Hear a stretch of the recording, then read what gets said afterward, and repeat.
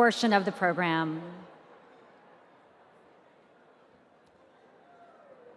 I now want to welcome to the stage, representing the 28th Congressional District of California, the chair of the Congressional Asian Pacific American Caucus, Congresswoman Judy Chu.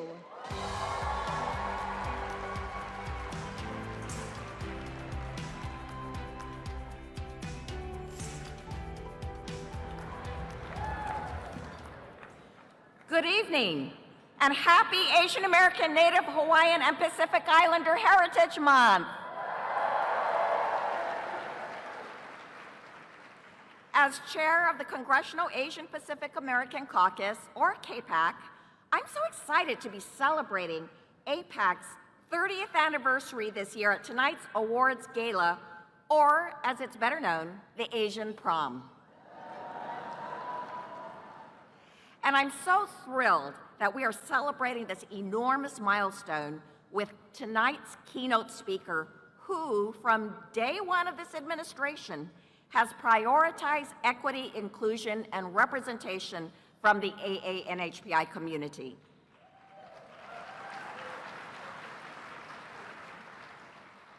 President Biden has issued directives to advance racial justice and build equity into the work of all federal agencies in an unprecedented fashion.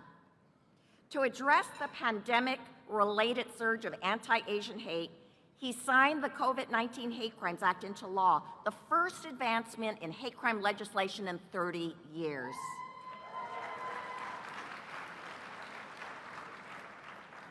And to address the root cause of anti-Asian hate, he signed into law a bill that we're all so excited about, and that is the bill to create the National Smithsonian Museum of Asian Pacific American History and Culture. Yes, this is our first step to teach the public that AANHPI history is American history.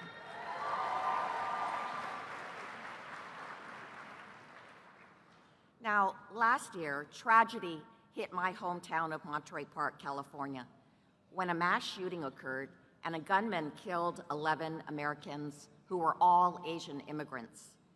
I was with President Biden as he came and personally consoled each of the victims' families and the wounded. I witnessed his enormous empathy and how he helped them to heal. I was there as he raised his voice for an assault weapons ban and announced executive actions to prevent this type of gun violence from continuing to target our communities.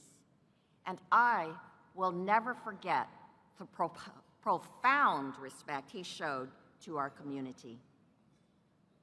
And I've seen him show us respect in so many other ways, from his support for AANHPI small businesses, to his historic investments in our higher education and APEASES, to his expansion of culturally inclusive healthcare for our communities. President Biden has been there for us. And President Biden really sees us. Under the previous administration, when the data was first announced for COVID-19 hospital deaths, the death rates for Blacks, whites, and Hispanics were presented, but we were shocked to see that we, AANHPIs, were lumped into other. Even in the midst of the global pandemic, we were otherized. But President Biden not only sees us, he did something that we'd been advocating for nearly 30 years. His administration updated federal standards on race and ethnicity, ensuring that every federal agency will disaggregate AANHPI data in their collection and reporting.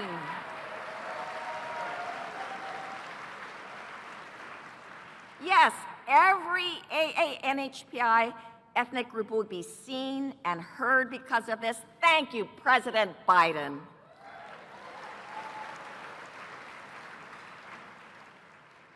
So as I introduce tonight's keynote speaker, I want to thank him for all that he's done for our communities across the country. And I hope you will all join me. Please stand in welcoming our fearless leader, President Joe Biden.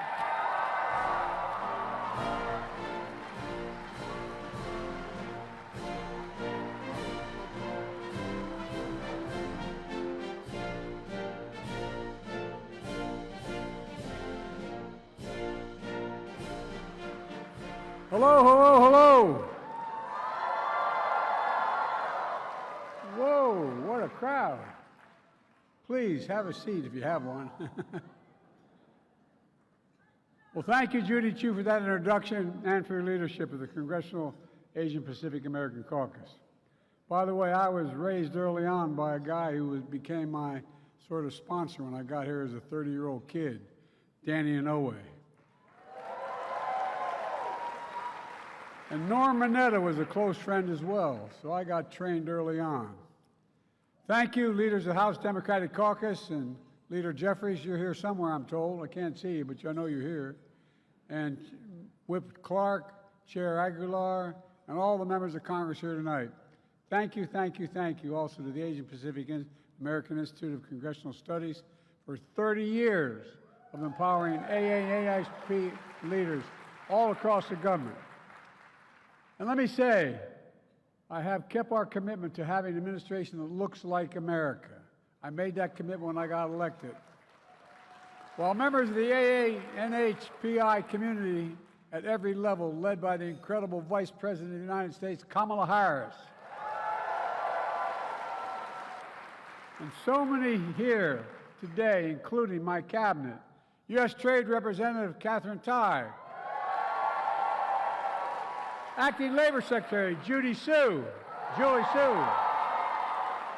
Director of my Office of Science and Technology. Where's already?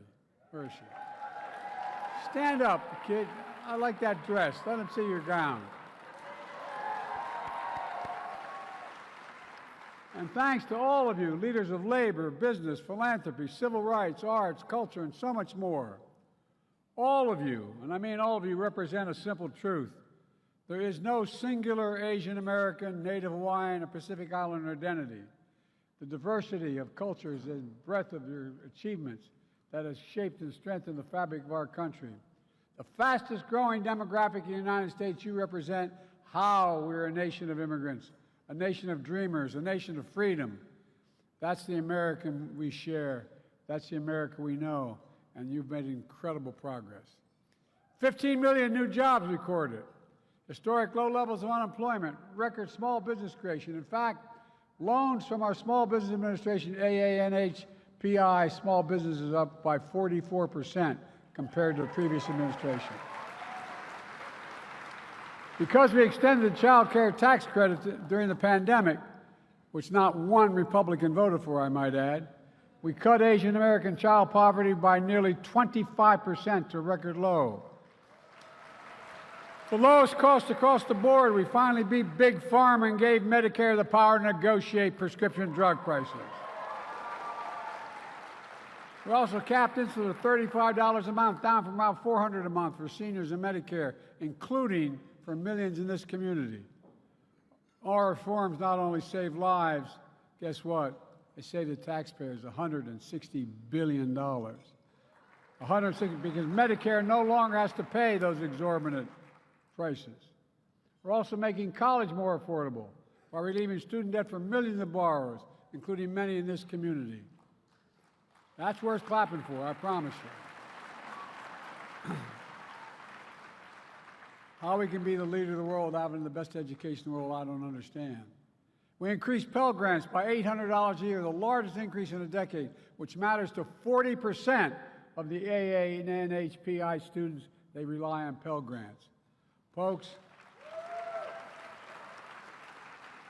when I was growing up, $800 makes a lot of difference to a family. More people have health insurance today than ever before. And I'm proud that my administration announced DACA recipients will finally have access to health care through the Affordable Care Act.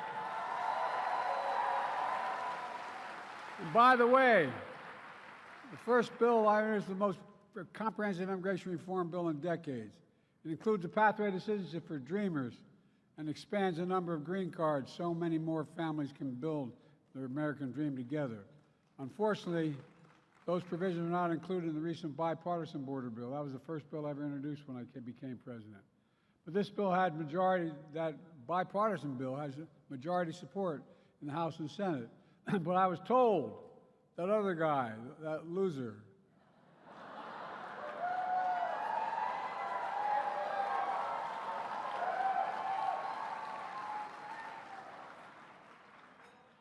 I think he's having trouble. Trump called Republicans and to block that Senate bill, got on the phone and said it'd be a win for Biden and a loser for him. So they have to make sure you don't allow it to get to a vote. But he's wrong.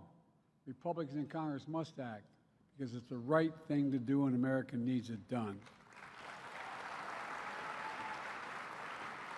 Thanks to the decades of advocacy by so many of you, I'm proud our administration recently announced major changes in how federal government collects and reports federal data on race and ethnicity. By disaggregating data on a community that's so diverse, we can better serve the entire community. After all, if our government doesn't really see the difference between Korean Americans distinctly from Filipino Americans, how in the hell can they address the needs of each community? And we've changed that. It's disaggregation.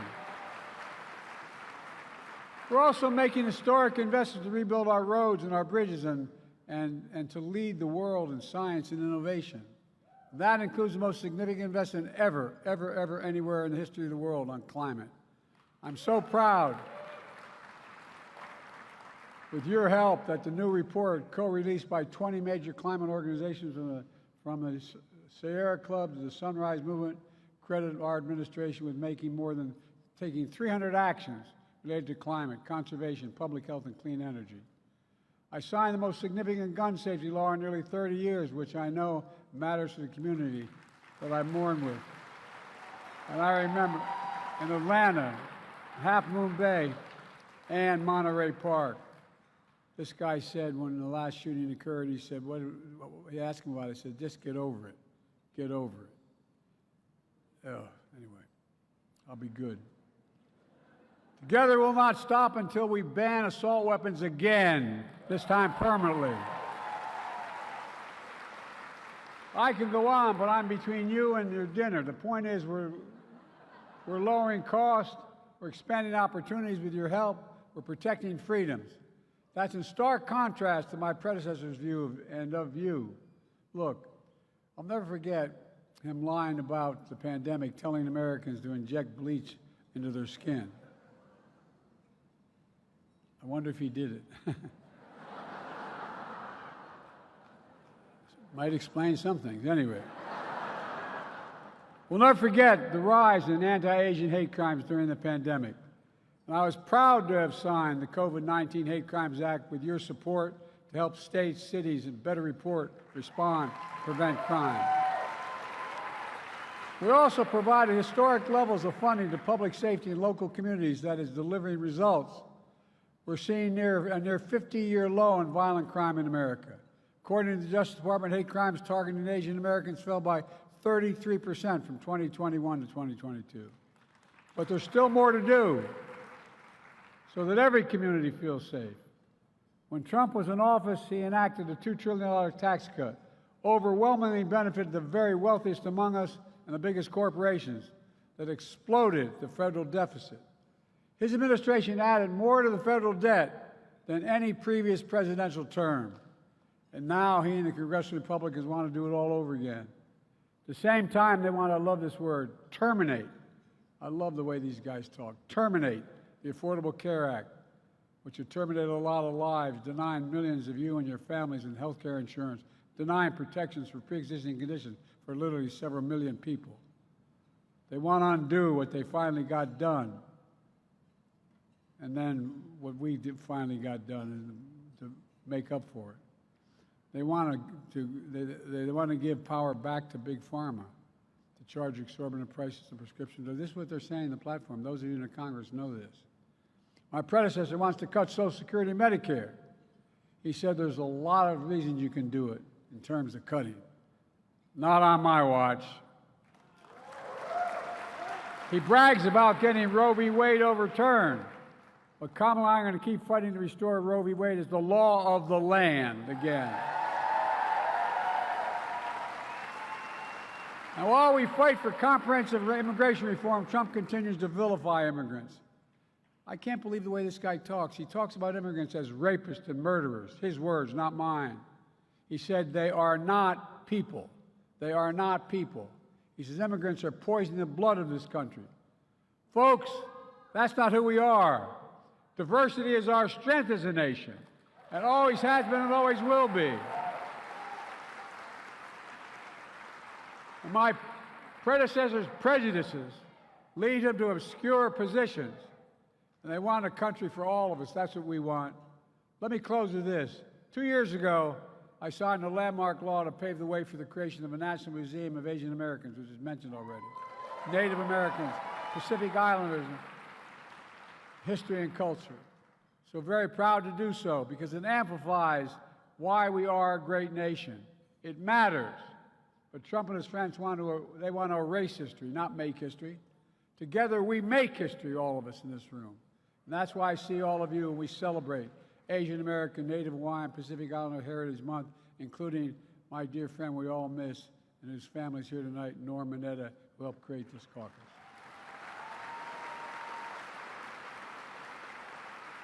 Norm once said, democracy is not a spectator sport. It requires everyone's active participation. You don't have to be running for office to be in public service, end of quote. Folks, there have always been competing values and visions of what America should be. My predecessor believes we're a country of revenge and retribution. I believe we're a nation of hope and opportunity for everybody. We're a country of honesty, decency, faith, fairness. That's the future we're building together. I see a future where we defend democracy, not diminish it. I see a future where we protect freedoms, not take them away.